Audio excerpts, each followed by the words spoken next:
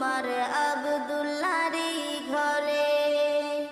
উদিল পূর্ণিমারি চাঁদ অতি অন্ধকারে, আলোকিত হইল মাতা মা আমেনার কুল। আলোকিত হইল মাতা মা আমেনার কুল। সকল নবী হইতে শ্রেষ্ঠ আখেরি রাসূল, তুমি কোন বাগানের ফুল।